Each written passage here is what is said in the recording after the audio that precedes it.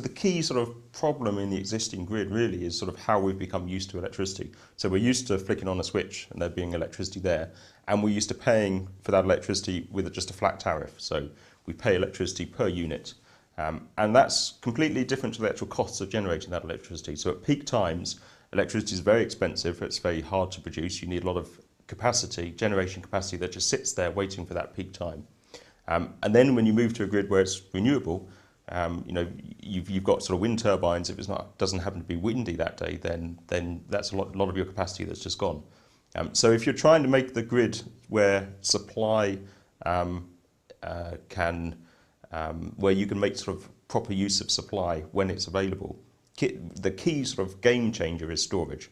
So you can do a little bit by sort of moving loads around. So at peak time, you don't want to run energy intensive appliances, or if you're a large industrial company, you don't want to be running pumps at peak times. So if you can move those loads around, that gives you one degree of flexibility. So demand response is this idea that when electricity is expensive or when it's carbon intensive because there's not much wind and it's all coming from coal-fired power stations, if you can sort of delay using loads at that time, that's one advantage.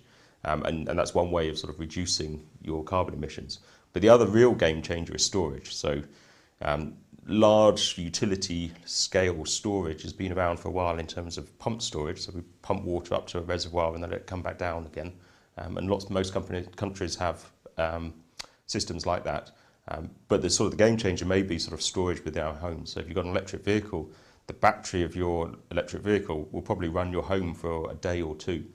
So if you can sort of move energy backwards and forwards between your car battery and your home, or maybe you have a home storage battery. So maybe when your car battery is you've used up its sort of useful life for running your car, but it's still got a lot of sort of life in it. Maybe that could be a home storage battery. It could sit in your basement, and then you can sort of use energy from your battery when the grid is expensive or carbon intensive, and then overnight when it's clean, you can be charging up the battery. So actually, so it's this idea of demand response, being able to move loads around, which you can do, but to a limited degree. But the real key idea is storage. So as soon as you can store electricity, then the grid doesn't have to look the way it does at all.